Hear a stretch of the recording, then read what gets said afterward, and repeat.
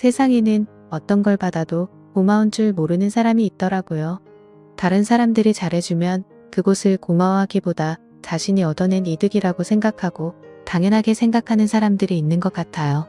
저는 하필이면 그런 이기적인 사람을 동서로 만나 고생을 많이 했어요. 동서는 어찌나 뻔뻔한지 입만 열면 거짓말을 하면서 대우라는 대우는 다 받기를 원하는 사람이었죠. 사람들이 지나가는 말로 세상에 이상한 사람이 참 많다고 하는데 그런 사람을 동서로 만나게 될 줄은 몰랐어요. 의사인 동서는 결혼을 할 당시부터 일부러 별 볼 일 없는 시댁을 선택했다고 대놓고 이야기를 했어요. 그런 말을 시댁 식구들 앞에서 대놓고 하는 것도 참 어이없는 일이죠. 그런데 동서는 실제로 시어머니를 몇 번 뵈러 오더니 시어머니가 동서가 의사라는 말에 굽신거리는 것을 보고 이렇게 말하더라고요. 어머니, 제가 의사예요. 저한테 시집 오라고 하는 집안이 정말 많았어요. 저는 좋은 집안에 들어갈 수 있었지만 다 제치고 이 집안에 시집 오기로 한 거예요.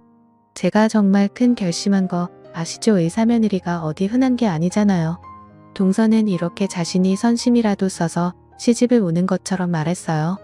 그렇게 동서는 시집 오는 날부터 집안에 군림하더니 자신에게 쩔쩔매는 시어머니 위에서 모든 결정을 본인이 내리기 시작했어요. 그렇게 언젠가부터 동서의 말이 집안의 모든 것을 좌지우지했어요. 결혼하면서 동서는 시댁과 우리 집 등 꼴을 빼먹기 시작했어요. 저희 집을 포함해 시댁은 그저 평범한 수준의 집안이에요. 법만큼 생활하는 보통의 집안이죠. 동서는 시댁의 사정을 뻔히 알면서도 개인 병원을 열어달라며 주르기 시작했어요. 마치 본인이 시집을 온 것에 대한 조건이라도 되는 것처럼 본인 것이라고 생각하는 것을 끝까지 받아내려고 했어요. 뻔뻔하게도 의사가 결혼을 한 집안은 혼수로 의뢰해 병원을 열어주는 게 당연한 문화라면서 압박을 했죠. 어머니, 제가 많이 포기하면서 애써 이 집안으로 시집을 왔는데 저도 얻는 게 있어야 하지 않겠어요? 보통 의사들은 개인 병원 오픈해주는 것을 혼수로 치거든요. 그리고 제가 병원을 개원하면 저만 이득을 보겠어요? 병원을 열어주신 어머니와 시댁 식구들에게 병원 수익이 다 돌아갈 거예요. 초기 비용이야 금방 회수할 수 있으니까 병원만 열어주시면 돼요. 남편과 저는 겨우 모은 돈으로 7년 만에 이사를 할 예정이었어요. 그래서 동서의 이런 뻔뻔한 말을 못 들은 걸로 했죠. 저희는 개원하는데 돈을 줄 생각이 없었는데 시어머니는 대출까지 받아가면서 돈을 대주기 시작하셨어요. 저는 시어머니를 말리고 싶었지만 그렇게 했다가는 동서랑 마찰이 있을 것 같기도 하고 시어머니가 워낙 동서를 위하셨기 때문에 섣불리 말리기도 어려웠어요. 하지만 시어머니가 대출까지 받으시는 것을 보고 남편은 며칠 고민 있는 사람 같은 표정을 하더니 이렇게 말을 해서 저는 바로 반박했어요. 여보, 그래도 어머니가 저렇게까지 하시는데 우리가 도와드려야 하지 않을까? 나이도 많으신데 대출까지 받으시면 갚기도 힘드실 텐데. 말도 안 되는 소리 하지 마 여보. 시어머니랑 우리 집이 다 대출을 받아도 병원 개원할 만큼의 돈은 안 돼. 그리고 여보, 우리가 돈 열심히 겨우 모아서 7년 만에 아파트로 이사를 가려고 하는데 그 돈을 왜 동서한테 대줘야 해? 우리 앞가림이나 잘하면 돼. 그런 소리 다시는 하지 마. 저는 남편에게 말한 대로 시어머니가 대출을 받으시더라도 병원을 개원할 만큼의 돈을 만들 수 없다고 생각했기 때문에 처음에는 크게 신경 쓰지 않았죠. 하지만 시어머니 댁에 다녀온 남편이 들려준 이야기를 듣고 보통 일이 아니구나 싶었어요. 여보, 오늘 어머니가 그러는데 전국 8도 사촌부터 8촌까지 친척들을 다 만나서 병원에 투자해달라고 사정하고 다니셨다는 거. 그 중에 투자한 분들도 있고 어머니한테 돈을 빌려준 분들도 있대. 그리고 어머니는 그걸 물어보다가 포기하실 줄 알았는데 그렇게까지 돈을 많이 쏟아부었다는 것을 알고 놀랐어요. 대출 이자만 해도 부담스러운 수준일 텐데 시어머니 나이에 그렇게 큰 돈을 마련하는 것은 무리였죠. 저는 화가 많이 났지만 저희는 며칠 고민한 끝에 결국 아파트로 이사하는 것을 포기하고 동서의 병원 개원에 돈을 보태기로 했어요. 우리의 피 같은 돈뿐만 아니라 시어머니의 빚, 친척들의 돈까지 다 더해진 병원이었죠. 말도 안 되는 소리라고 치부했던 개원이 진행되었고 저희는 동서가 건물에 입주 계약을 하는 것, 인테리어 공사를 하는 것, 의료기기를 구입해 배치하는 것까지 다 지켜봤어요. 정말로 병원을 개원하게 되다니 믿기 어려웠죠. 어머니, 형님 정말 감사해요. 제가 돈 많이 벌어서 많이 되돌려 드릴게요. 병원은 개원만 하면 돈 쓸어 담는 거 아시죠? 제가 외제차랑 집까지 다 사실 수 있게 해드릴게요. 걱정 마세요. 정말 감사해요. 동서는 우리에게 이렇게 말했어요. 그래도 병원이 생기는 것을 보니 조금은 기대가 되기도 했지만 너무 쉽게 집이랑 외제차를 살 수 있게 해준다고 약속을 하니 긴가민가 했어요. 하지만 어쨌든 병원은 개원을 했고 손님들이 오기 시작했죠. 병원은 생각보다 잘 되는 것 같았어요. 동서 말대로 병원이라는 게 정말로 개원만 하면 돈을 많이 버는 것인가 하는 생각도 들었죠. 개원 후 동서는 시댁에 올 일이 있을 때마다 시어머니와 저희 집에 약속을 했어요. 돈이 잘 벌리고 있으니 얼마 후 수익을 돌려주겠다고 말이죠. 두세 번 그런 약속을 했을 때는 저도 좀 기대를 했어요. 하지만 동서는 반년이 지나도 그저 말로만 수익을 많이 주겠다고 할 뿐이었어요. 다음 달이면 새 차를 사실 수 있을 거라고 하면서 한 번도 그 수익을 나눠주지 않았어요. 어머니 다음 달에는 냉장고 낡은 거 바꾸시면 되겠어요. 제가 다음 달에 바꿔드릴게요. 병원 운영이 잘 되고 있거든요. 의사 며느리 두셨으니 금방 부자 되실 거예요. 제가 그런 동서를 의심해 가지고 빤히 쳐다보자 동서는 저를 보고 이렇게 말했어요. 형님 내년쯤에 차 한 대 싸드릴까 싶은데 미리 받으세요. 비싼 차도 충분히 구입하실 수 있을 거예요. 그리고 어머니랑 가방 하나 보고 오세요. 명품으로요. 제가 싸드릴게요. 부담 가지실 거 없어요. 의사 동서 이렇게 써먹으셔야죠. 그래? 알았어. 내일 모레 어머니랑 같이 백화점 가서 고르고 올게. 저는 영 의심스러워서 동서의 말이 진담인지 아닌지 보기 위해 이튿날 정말로 시어머니와 함께 백화점에 갔어요. 동서가 하라는 대로 관심 있는 명품 브랜드에 가서 가방을 고르고 가격까지 알아왔죠. 그리고 그날 저녁 동서에게 연락해 물어보았어요. 동서가 가방 보고 오라고 해서 어머님이랑 같이 보고 왔거든. 가방 사주는 거지? 가격도 다 알아왔어? 그러자 동서는 갑자기 태도를 싹 바꾸며 이렇게 말하는 것이었어요. 어머 어쩌죠 형님, 오늘 갑자기 병원에 있는 의료기기 하나가 고장났지 뭐예요. 그거 수리하려면 진짜 큰 돈 들어가는데 아무래도 이번 달은 어려울 것 같아요. 제가 다음 달에는 꼭 사드릴게요. 어쩔 수 없어서 그러니 이해해주세요.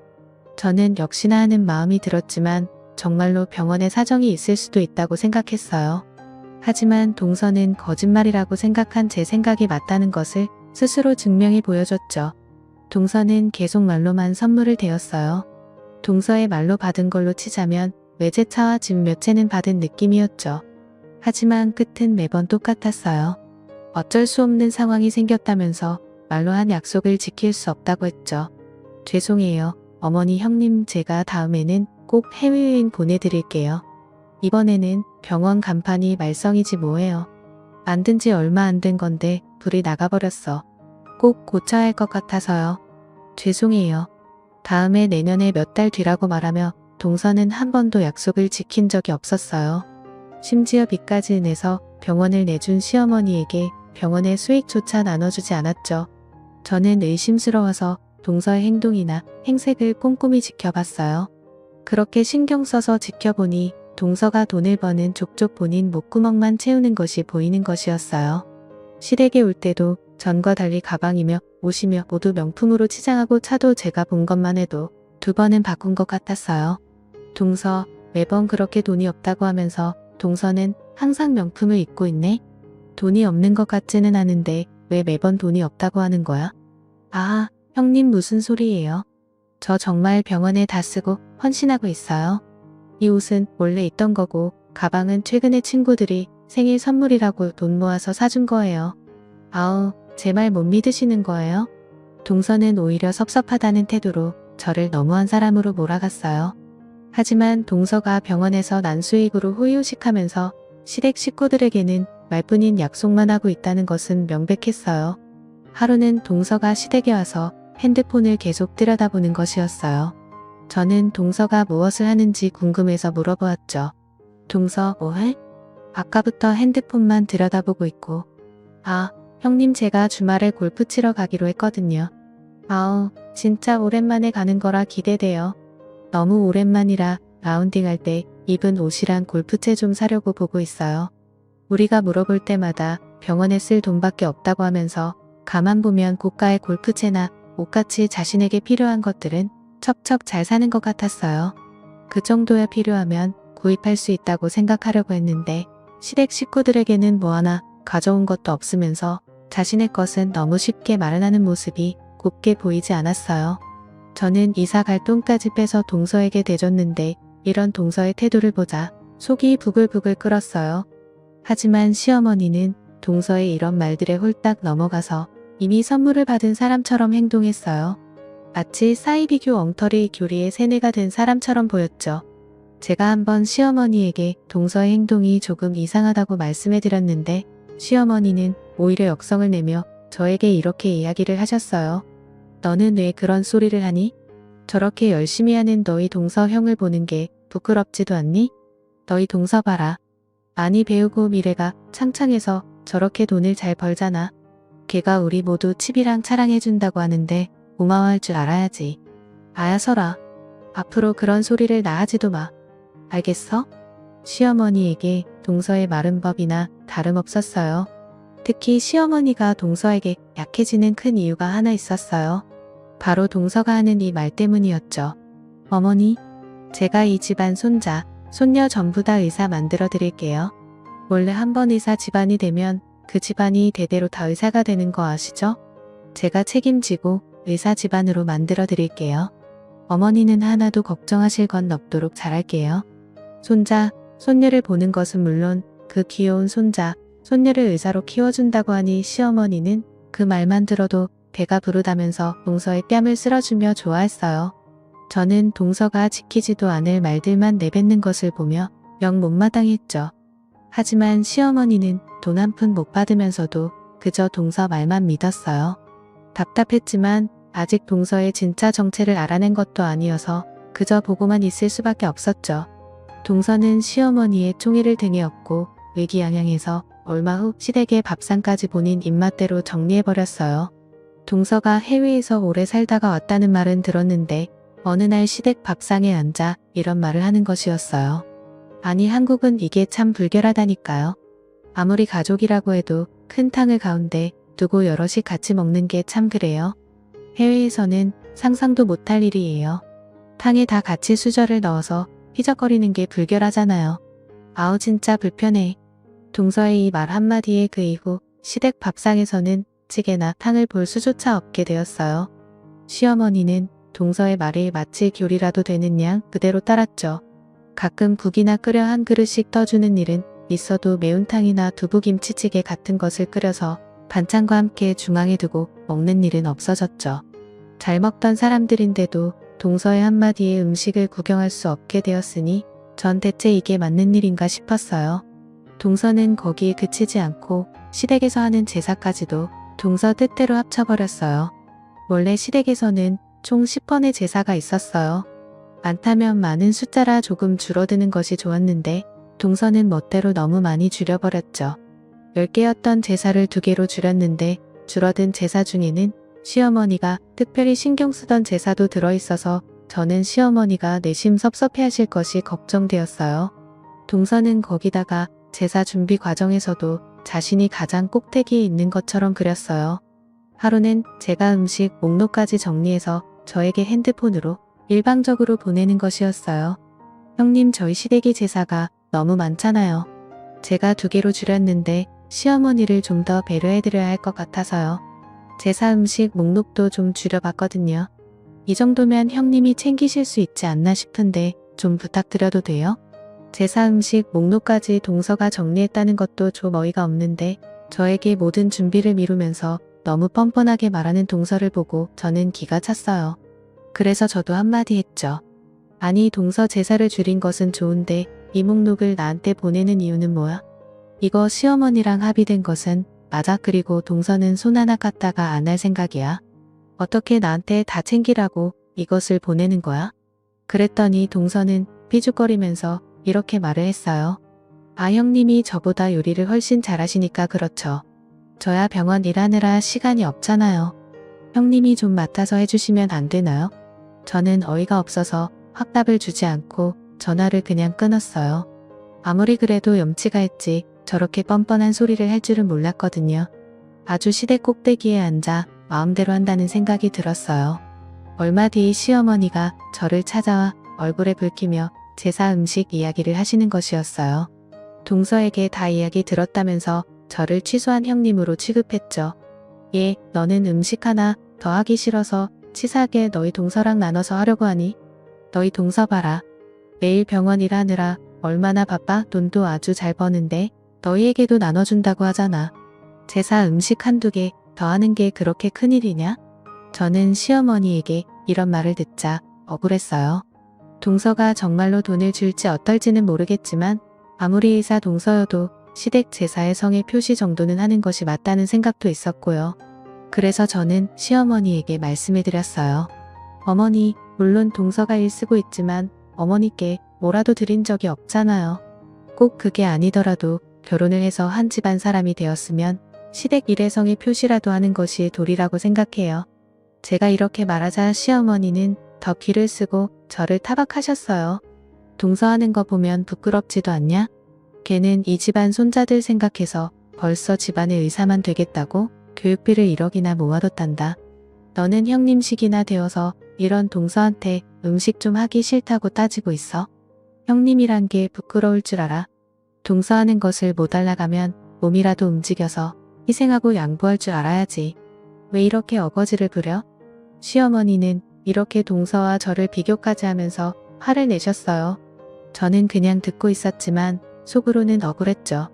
제가 보기에 동서는 말뿐인 약속을 하면서 시댁을 낮춰보고 아무런 도움도 되지 않는 사람이었어요. 어떻게 보면 동서는 시댁을 우습게 보고 있는 것이었죠. 동서의 교묘한 수법을 식구 중에 저만 아는 것 같아 답답하고 억울했어요. 하지만 지금 당장은 그것을 밝힐 방법이 없었기 때문에 시어머니의 타박을 듣고 있을 수밖에 없었죠. 며칠 뒤 시어머니가 김장을 하자면서 새벽부터 시댁으로 오라고 통보를 하셨어요.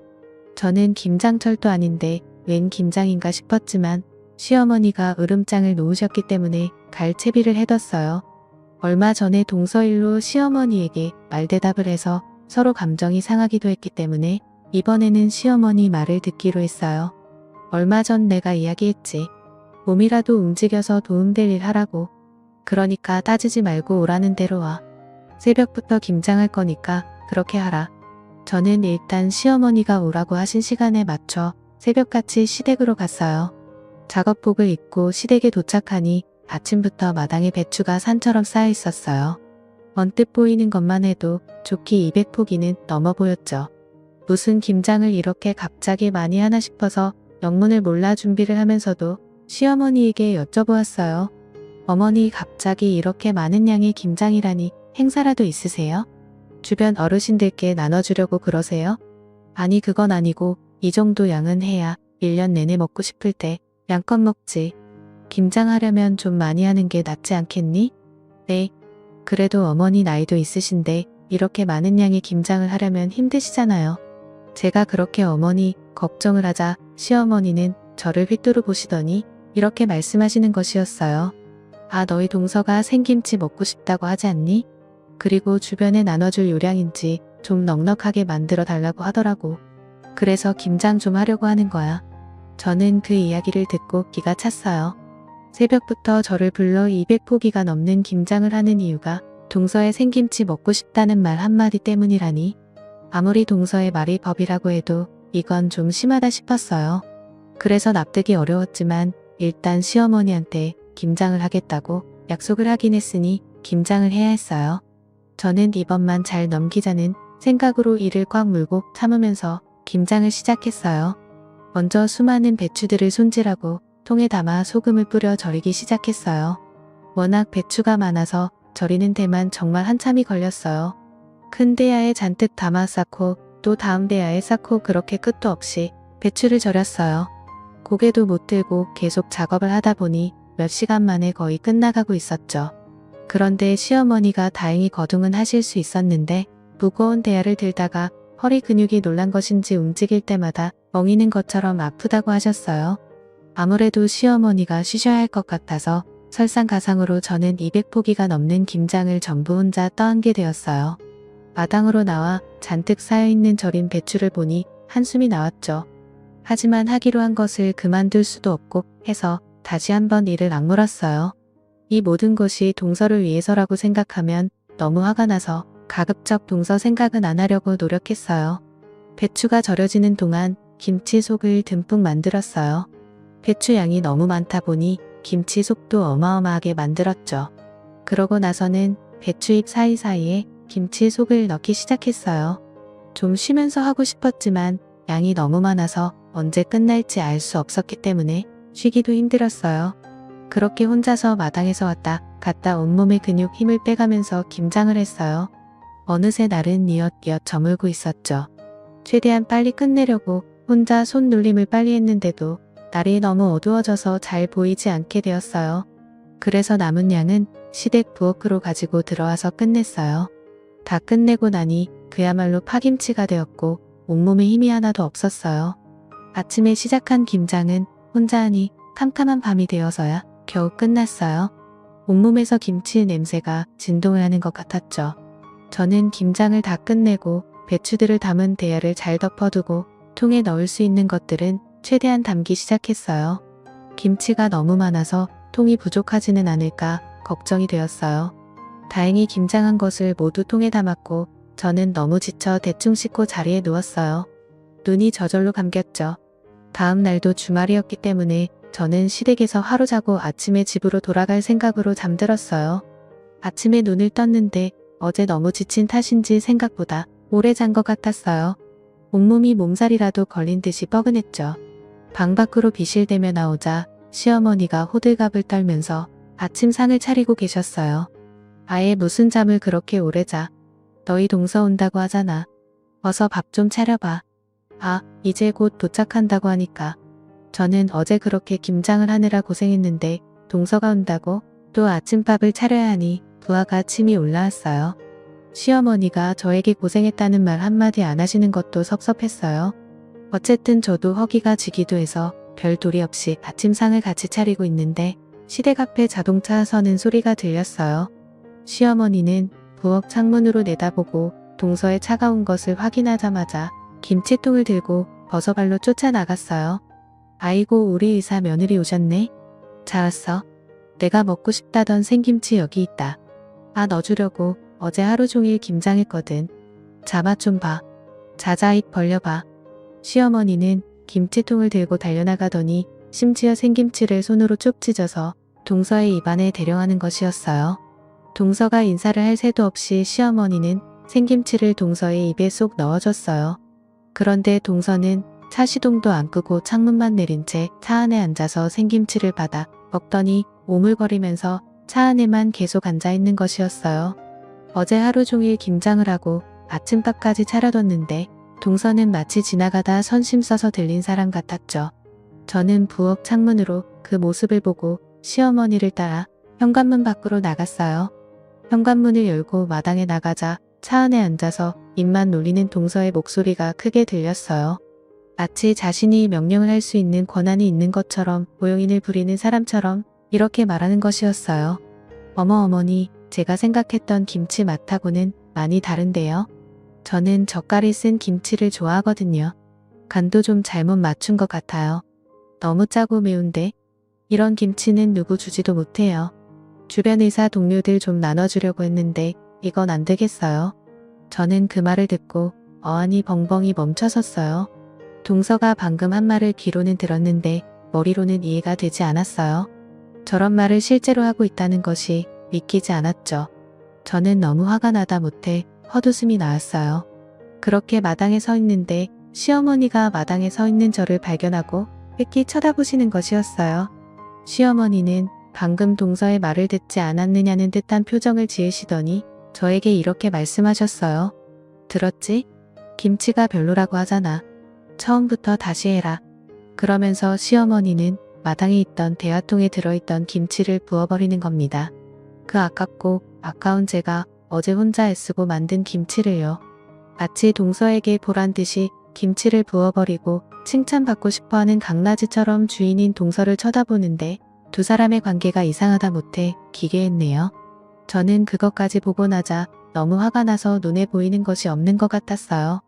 시어머니와 동서는 하하호호거리면서 잡담을 나누기 시작했는데 저는 뚜벅뚜벅 집 안으로 들어가 부엌에 남아있던 김치속을 들고 나왔어요. 어제 너무 피곤한 탓에 남아있던 김치속을 대화에 두고 덮어두고 잠들어서 김치속은 아직도 대화 속에 있었어요. 저는 대화채로 들고 나왔죠. 그리고 동서의 차로 돌진했어요.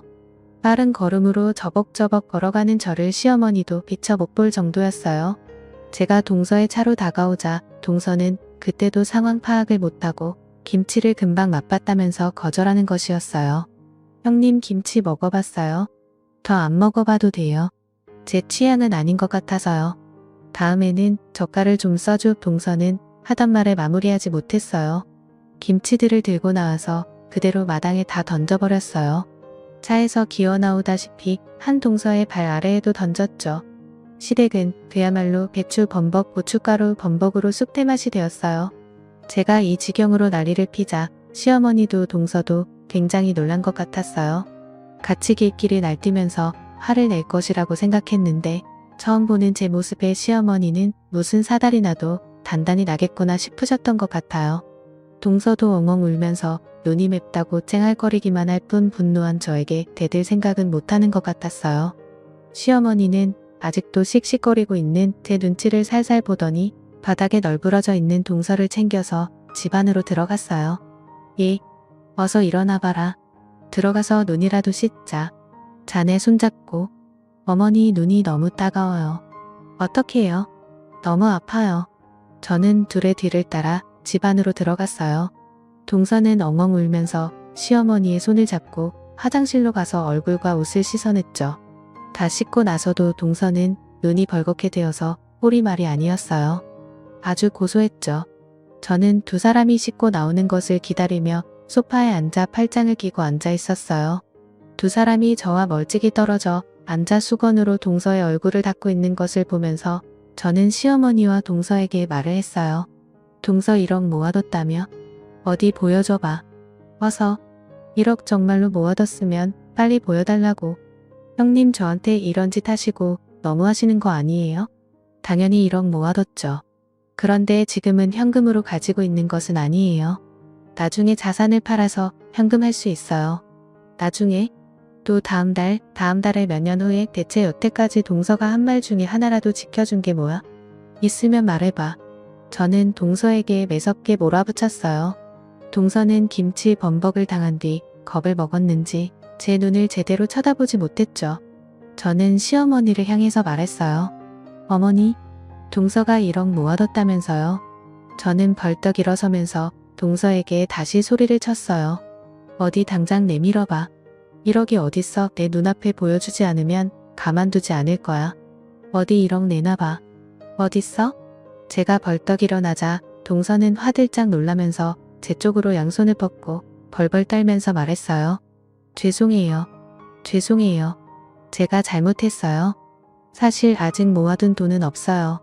저도 집 산 빚이랑 사 산 거랑 갚아야 할 게 많아서 아직은 없어요. 그런데 이제 진짜로 모을게요. 정말로요. 동서는 겁을 먹더니 끝내 모아둔 것은 없다고 실토했어요. 동서의 고백에 시어머니도 흠칫 놀라셨죠. 뭐? 1억이 없어? 시어머니는 턱이 빠진 듯한 표정을 짓더니 크게 실망한 눈치였어요. 드디어 동서의 정체가 드러나자 속이 다 시원했죠. 김치에 들어간 젓갈 하나까지 따지는 그 못된 주둥이는 더 이상 무서울 것이 없었어요.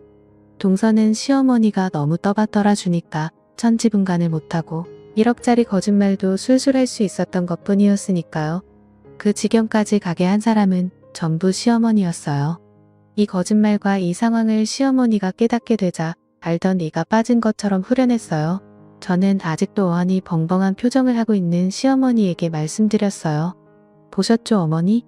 이 집안에서는 주둥이만 살아야 인정받는 며느리가 될 수 있잖아요. 오늘부로 저도 동서처럼 말로만 잘하는 며느리 될 거예요. 그러니 제 얼굴도 다신 보실 일 없을 거예요. 그리고 어머니도 제발 동서 거짓말에 그만 놀아나세요. 저는 이렇게 마지막 경고를 남긴 뒤 집안 현관문을 콱 열고 마당에 널브러진 배추를 발로 뻥 쳐버리고 나왔어요. 그날 이후로는 정말 제가 시어머니에게 한 말을 그대로 지켰어요. 시어머니께 말씀드렸던 것처럼 중요한 날에 문자로만 인사하면서 동서가 하던 그대로 했어요. 헐뿌님 번지르르 한 말이 얼마나 무책임한 것인지 느끼셨으면 했거든요. 그리고 얼마 안 가 시어머니와 동서는 원수보다 못한 사이가 되었어요. 동서는 그 일이 있는 후에도 시어머니를 거짓말로 구워 삶으려고 했는데 결국 동서의 거짓말을 믿지 못하게 된 시어머니에게 발각이 된 것이었죠. 동서는 시어머니가 이사를 갈 집을 새로 받았다는 거짓말로 또 1년 이상의 시간을 끌었더라고요.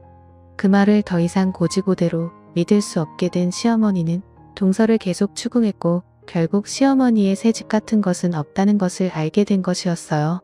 듣기로는 시어머니가 동서를 매몰차게 떼어냈고 두 사람은 얼굴을 보지 않게 되었다는 것이었어요. 시어머니는 친척들과 저희 남편에게 이 사실을 말해서 모두 나서서 동서를 신고했다고 했어요. 동서는 법적 조치가 취해지기 전에 시어머니와 남편, 친척들을 모아두고 투자한 돈만큼 병원 지분을 소유하고 있다는 계약서를 작성해줘야 했어요. 또 투자한 금액이 3배가 될 때까지 매달 수익을 나눠주게 되었죠. 동서는 월급을 받는 페이닥터가 되었고요. 몇 년간은 화려한 생활은 못하고 자신이 받은 돈을 토해내야 하게 되었어요. 게다가 지분을 소유한 시댁 식구들에게 밉보이면 시댁 식구들이 언제든 병원 문을 닫게 할 수도 있었기 때문에 동서는 고개를 조아리고 시댁 식구들 말을 따르는 수밖에 없게 되었어요. 남편을 통해 우리 집도 빌려준 돈만큼 매달 병원 수익을 받게 되었어요. 하지만 저는 앞으로도 동서는 물론이고 시어머니와도 엮이지 않을 생각이에요. 굴욕적인 대우는 받을 만큼 받았고 이유가 무엇이든 간에 그런 대우를 받을 필요는 없다고 생각하거든요. 시어머니는 이빨이 없음 잇몸으로라도 먹어보려고 어떻게든 저한테 연락을 해 본인에게 하나 남은 며느리는 저라고 다시 잘 지내보자고 그동안 미안했다고 했어요. 꼬리 9개 달린 구미호 같은 동서에게 속은 것뿐이니 용서해달라면서요.